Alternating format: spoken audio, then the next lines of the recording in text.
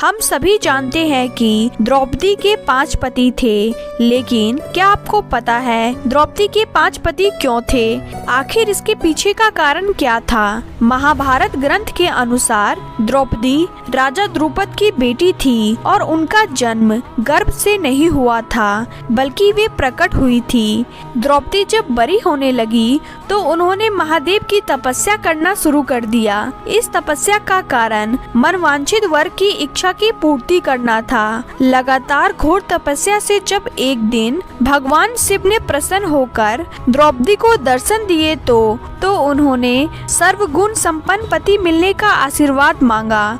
द्रौपदी ने हड़बड़ाहट में 5 बार वरदान मांगा। महादेव ने उन्हें कहा कि तुमने मनचाहा पति पाने के लिए 5 बार वरदान मांगा, इसीलिए तुम्हें एक नहीं बल्कि 5 पति एक साथ मिलेंगे।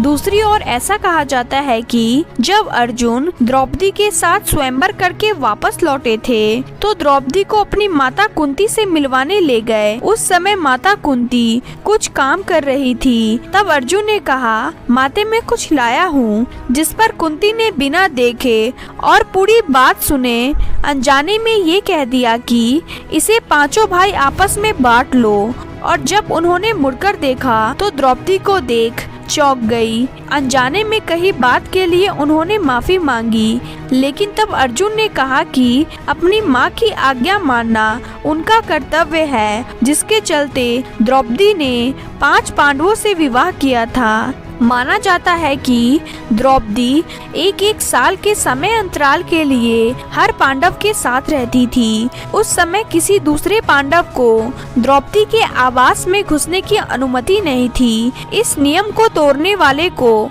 1 साल तक देश से बाहर रहने का दंड दिया जाता था।